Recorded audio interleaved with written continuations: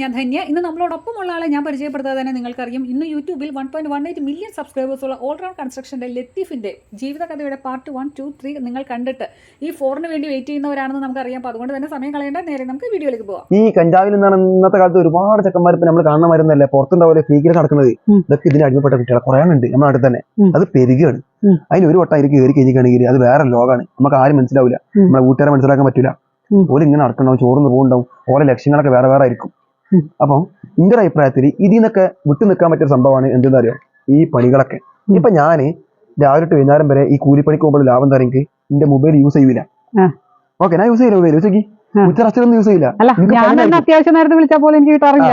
അപ്പൊ ഈ 8 മണിക്കൂർ ഞാൻ മൊബൈൽ യൂസ് ചെയ്യാതിരിക്കുമ്പോൾ എനിക്ക് ഭയങ്കര സന്തോഷം. അങ്ങനെ ഒരുപാട് കേടുണ്ടല്ലോ മൊബൈൽ കാരണം, ആ ഒഴിവായി കിട്ടുകയാണ്. പിന്നെയെന്ന് പറഞ്ഞിട്ടാണെങ്കിൽ നമ്മൾ ലീവാക്കി ഇരിക്കുമ്പോൾ കുഴപ്പം എന്താ അറിയോ, എടാ ശരീരത്ത് പോവാ, അവിടെ പോവാ, ഇവിടെ പോവാ. അപ്പൊ നമ്മൾ അവിടെ പോകുമ്പോൾ എന്താ കുഴപ്പം എന്താ അറിയോ, ചിലപ്പോൾ ചെക്കന്മാരെ കൂടെ കൂടിക്കാണ്ട് ചിലപ്പോൾ അങ്ങനെ ആവും ഇങ്ങനെ ആവും, കുറെ പേരുദോഷങ്ങൾ വരും, നമ്മൾ കുറെ തെണ്ടിത്തരങ്ങൾ ചെയ്യും.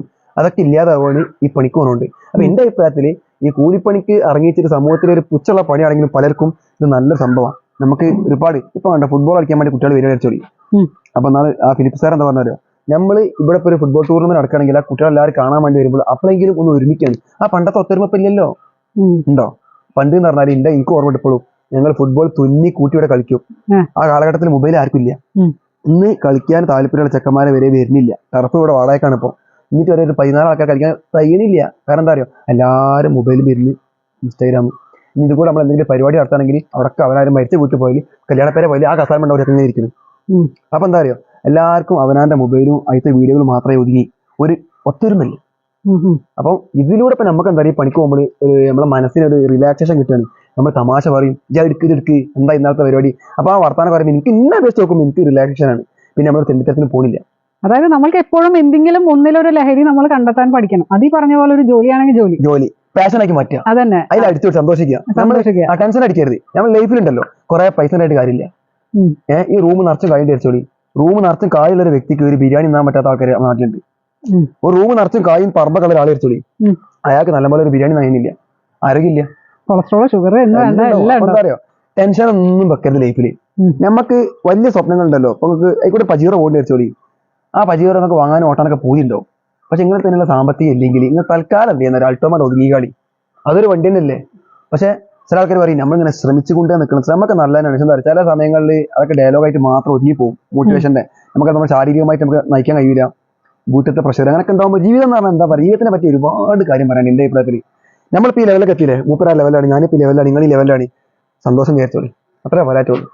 ആലമ്പിലേക്ക് ഒന്നും പോയത് എന്തേ 1000 രൂപ ഡെയിലി കിട്ടുകയാണെങ്കിൽ ആ 1000 രൂപയെന്ന് നമ്മൾ ജീവിക്കാനുള്ള വകുപ്പ് പഠിക്കുക. എന്ത് കുറച്ച് സ്റ്റോർ ചെയ്യുക, ആ ലെവലിലുള്ള സ്വപ്നങ്ങൾ കാണുക, അതിനുള്ള ചെലവ് കണ്ടെത്തുക, അതിനുള്ള വീട് വെക്കുക, കാറ് വാങ്ങുക. ഒരു കുഴപ്പമില്ല. ആൾക്കാരെ കാണിക്കാൻ വേണ്ടിയിട്ട് നിങ്ങളിപ്പോൾ ഒരു പെരണ്ടാക്കുകയാണ്. എന്റെ പുതിയാപ്പുള്ള കാരണങ്ങൾക്ക് വലിയ വീടല്ലേ, അപ്പൊ നമുക്ക് വലിയ വീട് വേണം. എന്നിട്ട് വലിയ വീടിന് നോക്കും, സ്റ്റാറായി കണ്ട്. എന്നിട്ട് ഇയാൾ എന്ത് ചെയ്യും, ഗൾഫ് പോയിട്ട് മനസമാധാനം ഇല്ലാതെ അങ്ങനെ പണിയെടുത്ത് കൊടുക്കാൻ. എന്തിനെന്റെ ആവശ്യം? ഞാൻ പിന്നെയും ചോദിക്കുകയാണ്, എന്തിനെന്റെ ആവശ്യം? ആരെ കാണിക്കാനാ? ഞാൻ നോക്കിയാണ് ഈ മണ്ടൻ ചെരുപ്പൊക്കെ ടടക്കരി. എന്റെ ബെൽറ്റ് മിഞ്ഞാന്ന് പൊട്ടി, അവിറ്റേക്കണോ? എന്റെ ബെൽറ്റ് പൊട്ടിയിട്ട് പള്ളിക്കുന്ന ബെൽറ്റ് പൊട്ടി, ഇതാ ഓരോ ചെയ്യും. ഞാൻ എന്താക്കിയാ, മോശം ആൾക്കാരെ ഉണ്ടായില്ല, ആ ബെൽറ്റ് ചുറ്റി മടക്കിയിട്ട് ഒരു വീടിന്റെ മതിൽമ വെച്ച് ഞാൻ ബെൽറ്റ് ശരിയാക്കാൻ പറ്റും. മതിൽമ വെച്ചപ്പോ ആ മതിൽമെന്ന ബെൽറ്റ് അപ്പുറത്ത് പോയി. അപ്പൊ ഞാൻ അവിടെ സൈഡ് കത്തില്ല, ആ ബെൽറ്റ് പോയി. ഇത് മൂപ്പരിക്ക് പുതിയൊരു ബെൽറ്റ് വാങ്ങി നിൽക്കുകയാണ്. അപ്പോൾ നിങ്ങളായിരിക്കും ഇത്ര യൂട്യൂബിൽ പൈസ കിട്ടിയിട്ട് എന്താ ഇവർ ഇങ്ങനെയാന്നുള്ളത്. ഞാനിത് ഈ ചെരുപ്പ് നിൽക്കണേ, പണിക്കും ഈ ചെരുപ്പനാണ്, പുറത്ത് പോകുമ്പോൾ പെണ്ണുങ്ങൾ വരെ പോകുമ്പോൾ ചെരുപ്പനാണ്. പെണ്ണുങ്ങൾ പറയും ഒരു 400 രൂപ ഒരു ചെരുപ്പ് വാങ്ങാൻ സമയമില്ല എന്നുള്ളത്. അപ്പൊ എന്താണ്, 400 രൂപയിൽ എത്രയോ പൈസ ഞാൻ ദാനം കൊടുത്തിട്ട് നമുക്ക് പൈസ നഷ്ടം വരുന്നുണ്ട്. ഇനി ഞാൻ ചെരുപ്പ് വാങ്ങുന്നുണ്ട്. അപ്പൊ എന്റെ ജീവിതം അങ്ങനെയാണ്. അപ്പൊ എന്താ പറയുക, നമ്മൾ ഉള്ള സംഭവത്തിൽ വെച്ച് ജീവിക്കാൻ പഠിച്ചാൽ ലാഭം എന്താ പറയുക, നമുക്ക് ടെൻഷൻ ഇല്ലാതെ ജീവിക്കാൻ പറ്റും. പിന്നെ ഓരോ ആൺകുട്ടികളുടെ ലൈഫിലും ഓരോ ഭാഗ്യം എന്താ അറിയോ, അവനാൻ കിട്ടുന്ന പെണ്ണ നല്ല സൂപ്പർ നല്ല സ്വഭാവമുള്ള നമുക്ക് പറ്റി നിൽക്കാൻ പറ്റിയ പെൺകുട്ടിനെ കിട്ടിക്കഴിഞ്ഞാൽ ലാഭം എന്താ അറിയോ, എന്താണ് ആ പെണ്ണ് പറയും. കാരണം അവരെ ഇക്കാക്ക നിങ്ങൾ പണിക്ക് പോകണ്ട, അവിടെ ഒന്നോളി, കഞ്ഞി വലിയ നമുക്ക് ടൂറൊക്കെ പോയി വരാറ്, നല്ല നമുക്ക് ഭയങ്കര സപ്പോർട്ടായിരിക്കും. നേരെ മറിച്ച് ഇന്നത്തെ കാലത്തെ പെണ്ണുങ്ങൾക്ക് നിങ്ങൾ 5 ലക്ഷം രൂപ വരുമാനം മാസം വിചാരിച്ചോളി, പെണ്ണുങ്ങൾ എന്താ അറിയോ, ഇമ്മ നോക്കണ്ട, നമുക്ക് യൂറോപ്പ് പോവാം, അങ്ങനത്തെ കാര്യം അവിടെ ഇമ്മ ഇപ്പനെ നോക്കി ഉത്തർന്നാൽ മതിയോ, അങ്ങനെ കുറെ വായിപ്പിക്കും. അപ്പൊ അവനാ കെട്ടുന്ന പെണ്ണ് നന്നായി കഴിഞ്ഞാൽ ആൺകുട്ടിന്റെ ജീവിതം സെറ്റിൽമെന്റ് ആയി. അല്ലാതെ കെട്ടുന്ന പെണ്ണ് മോശമാണെങ്കിൽ 5 ലക്ഷം എന്നല്ല, കണ്ടമാനം പറമ്പുണ്ടായിട്ടും കാര്യമില്ല, ലൈഫ് പോഞ്ഞ ടൈപ്പ്. എന്റെ മോട്ടിവേഷനാ, ഞാൻ അനുഭവിച്ച കാര്യങ്ങളാണ്. ഇപ്പൊ സംഭവിച്ചു കൊടുക്കുന്ന നാട്ടിലെല്ലായിടത്തും ഓരോ ആൾക്കാർക്ക് ഓരോ രസങ്ങളല്ലേ, നിങ്ങൾ ആലോചിക്കുക. അതങ്ങനെയാണ്. നമ്മൾ അല്ലെങ്കിലും മനുഷ്യന്മാർക്ക് ഏതെങ്കിലും ഒരു കാര്യത്തിന് ഒരു ലഹരി വേണമെന്നാണ്. അപ്പൊ അത് പക്ഷെ അത് നല്ലത് തെരഞ്ഞെടുക്കുക. ജോലിക്കാരത്തിയാണ്, ഗവൺമെന്റ് ജോലിക്കാരത്തിയല്ലേ, ഞങ്ങൾക്ക് പറഞ്ഞുതരാൻ പറ്റിയ എന്തെങ്കിലും കാര്യങ്ങൾ പറഞ്ഞിരി. അല്ല, നമ്മൾക്ക് ലത്തീഫിനോടൊന്നും നമുക്കൊന്നും പറയാനില്ല. കാരണം എന്താ വെച്ചിട്ടുണ്ടെങ്കിൽ ഈ പ്രായത്തിൽ ഞങ്ങളെക്കാൾ അനുഭവത്തിൽ അത്രയും നല്ല രീതിയിൽ മുന്നോട്ട് പോകുന്നതാണ്. കാരണം ഈ പ്രായത്തിൽ എന്താ പറയാ, ഇത്രയും ആൾക്കാർക്ക് ജോലി കൊടുക്കുക എന്ന് പറയുന്നത് തന്നെ ഇന്നത്തെ കാലത്ത് വലിയൊരു കാര്യമാണ്. പിന്നെ ഞങ്ങളൊക്കെ പണിക്ക് പോകുന്നത് എത്രയോ വീട്ടില് മറ്റേ ആണുങ്ങൾ ഉണ്ടാവില്ല, പെണ്ണുങ്ങൾ മാത്രം ഉണ്ടാവുന്ന വീട്ടിലേക്കാണ് പണിക്കുന്നത്. പക്ഷെ നമ്മളെന്ത് ഹാപ്പി ആയിട്ടാണ് ആൾക്കാരായിട്ട്, അതായത് എല്ലാവർക്കും നമ്മളെ ഇഷ്ടമാണ്. നമ്മളെ മനസ്സിൽ എന്തെങ്കിലും ഒരു കുസുമ്പോ അതൊക്കെ ഉണ്ടെങ്കിൽ നമ്മളെ മനസ്സിൽ ഒരു വേറെ എന്തെങ്കിലും ഒരു തോന്നലൊക്കെ ഉണ്ടെങ്കിൽ എന്താ പറയുക, നമുക്ക് ഒരു പണിയിൽ ഒരു ഇൻട്രസ്റ്റ് കിട്ടില്ല. നമ്മൾ പോകണ അധിക വീട്ടിലും ഗൾഫാരെ വീട്ടിലൊക്കെ പണി ഉണ്ടാവുക, അപ്പൊ പെണ്ണുങ്ങളൊക്കെ ഉണ്ടാവുള്ളൂ. എന്നാലും പോലെ നമ്മളെ വിളിച്ച് അടുക്കളയിലൊക്കെ ആയിരിക്കും പണി ഉണ്ടാവുക. എന്നാലും നമ്മളൊരാൾക്ക് ഒരു അലമ്പൊന്നും വരുത്താത്ത കോലത്തിൽ വർക്ക് ചെയ്ത് ഫിനിഷാക്കി പോവാണ്. പക്ഷേ കാലഘട്ടത്തിന്റെ പോക്ക് വളരെയധികം ഡേഞ്ചർ കേട്ടോ. എന്റെ ഒരു അഭിപ്രായത്തിൽ ഇനിയൊരു 2 കൊല്ലം ആകുമ്പോഴത്തേന് സകല പെൺകുട്ടികളും ഇൻസ്റ്റാഗ്രാമിൽ അതേപോലത്തെ ചെക്കന്മാരെ കഞ്ചാവിന് അഡിക്റ്റ് ആയിപ്പോയി. എത്രമാതിരി കേസാണ് നമ്മൾ തേഞ്ഞിപ്പലം സ്റ്റേഷനിൽ തന്നെ നമ്മൾ ഈ പരിധിയിൽ ചെക്കന്മാരെ പിടിച്ചിട്ടുണ്ട് വരും. ഞാൻ അവിടെ ഒന്നും ഉണ്ടല്ലോ, നമ്മുടെ നാട്ടിലക്കന്മാരാണ്, ഞാൻ ആരോടും ഉണ്ടല്ല. ഞാൻ ഈ നമുക്ക് പറ്റിയ ചെക്കന്മാരുണ്ടാവുമല്ലോ, വിലോട് മുണ്ടും അതേപോലെ തന്നെ ബാക്കി അലമ്പില്ലാത്ത ചെക്കന്മാരുണ്ടല്ലോ, അവരോട് മാത്രമേ സംസാരിക്കുള്ളൂ. കാരണം പേടിയാണ്, മനസ്സിലായോ? അപ്പൊ ഓർക്ക് ചില സമയത്ത് ഒരു 200 റുപ്യക്ക് വേണ്ടി ചിലപ്പോൾ കത്തിയെടുത്ത് കുത്തും ചെയ്യും. 200 റുപ്യക്ക് ആവശ്യം വെച്ചോളി. ഈ കഞ്ചാവിലൊക്കെ അടിമപ്പെട്ടാണ്ട് വെപ്പം അറിയാം. ഓർക്ക് 200 റുപ്യ ആവശ്യമുണ്ട്. അവർക്ക് ടൈമാകുമ്പോൾ പൈസ കിട്ടണമല്ലോ. ആ പൈസ കിട്ടിയില്ലെങ്കിൽ ഇനിയിപ്പോ പെണ്ണുങ്ങൾ ഇങ്ങനെ പോകേണ്ട മാല പറിക്കും, ചിലപ്പോൾ നമ്മൾ 200 റുപ്യ വേണ്ടി കത്തിയെടുത്ത് കുത്തും ചെയ്യും. വളരെയധികം ശ്രദ്ധിക്കണം. ശരിക്കും ഇതിന്റെ കുഴപ്പം എന്താ പറയുക, നമ്മുടെ നാട്ടിൽ നിയമം സ്ട്രോങ് ആക്കണ്ട. നിയമം സ്ട്രോങ് ആവണമെങ്കിൽ ഒരു കുട്ടി പഠിക്കൂല. എന്തായാലും ഇത്രയും കാര്യങ്ങൾ ഉള്ളിന്റെ ഉള്ളിൽ നിന്ന് പറഞ്ഞു തരാൻ എനിക്ക് സപ്പോർട്ടായത് നിങ്ങൾ പാൽച്ചായനാണ്. ഓ സന്തോഷം. അപ്പൊ എന്തായാലും ഈ പറഞ്ഞ പോലെ നമ്മളെ കിണർ പണി വളരെ പുരോഗമിച്ചുകൊണ്ടിരിക്കുകയാണ്. കഴിഞ്ഞാണല്ലേ? അല്ല പറഞ്ഞേ, ക്യാൻറ്റീനിൽ ലാസ്റ്റ് എന്താണ് ഓടുണ്ടോ? 4 വാട്ടിന് ഓടല്ലേ? അത് കേട്ടാ മതി. ഈ വേനലില് വെള്ളം ഇല്ലാത്തതാണ് ഏറ്റവും വലിയൊരു പ്രശ്നം വരിക. പക്ഷെ കഴിഞ്ഞ വർഷം ഒന്നും വെള്ളം പറ്റിയില്ല. വേനലായിട്ട് ഒറ്റാക്കട്ടെ. ഇറങ്ങുന്നത് വേറെ സ്റ്റൈലിൽ, കയറുന്നത് വേറെ സ്റ്റൈലിൽ. രജനീകാന്ത് സ്റ്റൈലാണല്ലോ കയറ്റം. അതിന്റെ പറഞ്ഞാൽ കയറ്റം രജനീകാന്ത് സ്റ്റൈലാ.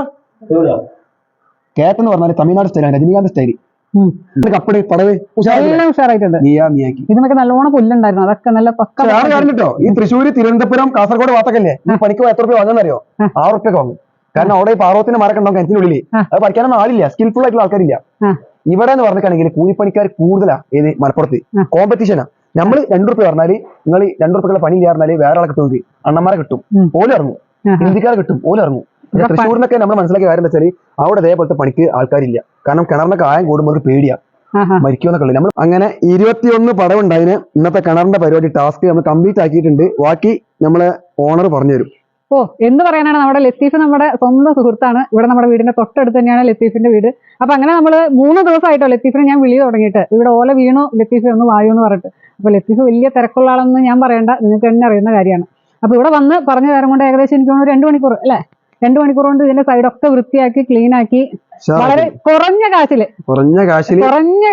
പറയാൻ പറ്റില്ല. കാരണം എന്താ വെച്ചാൽ ഞാൻ ഈ റേറ്റ് പറഞ്ഞു കഴിഞ്ഞാൽ പിന്നെ ഇനി ലത്തീഫിന് കിട്ടുന്ന പണിയും കൂടി ആ റേറ്റിലേക്ക് ആവരുത്. അപ്പൊ അത്രയും കുറഞ്ഞ കാശിനാണ് നമ്മളോട് ലത്തീഫ് സെറ്റ് ആക്കി തന്നിരിക്കുന്നത്. ആൾക്കാർക്ക് പൊതുവെ ഒരു ധാരണ ഉണ്ട്, ഓല് ഭയങ്കര കൂലിയാണ് എന്നുള്ളത്. നമുക്ക് എല്ലായിടത്തും കയ്യിൽ പോകാൻ പറ്റില്ല, എന്നാലും കുറഞ്ഞ കൂലി വാങ്ങണുള്ളൂ.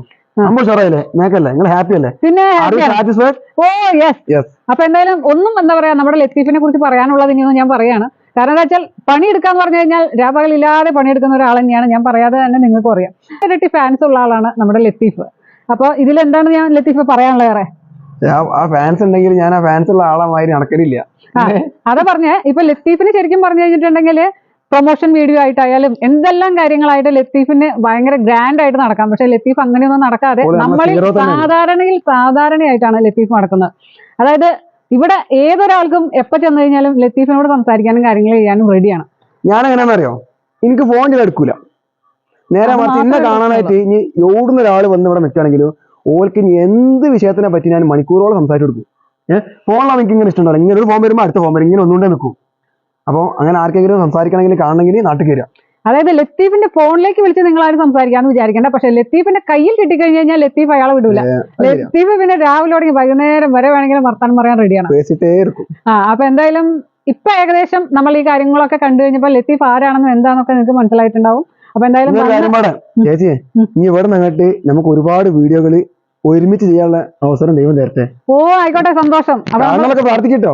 ഓ ആയിക്കോട്ടെ. അപ്പൊ എന്തായാലും എനിക്കും വളരെ സന്തോഷം. ലത്തീഫ് നമ്മളെ ഫാമിലിയിലുള്ളവരിലേക്ക് പരിചയപ്പെടുത്താൻ സാധിച്ചതിൽ വളരെ സന്തോഷം. അപ്പൊ ലത്തീഫെ വീണ്ടും നല്ലൊരു വീഡിയോ ആയിട്ട് വീണ്ടും കാണാം. വൈൻഡപ്പ്.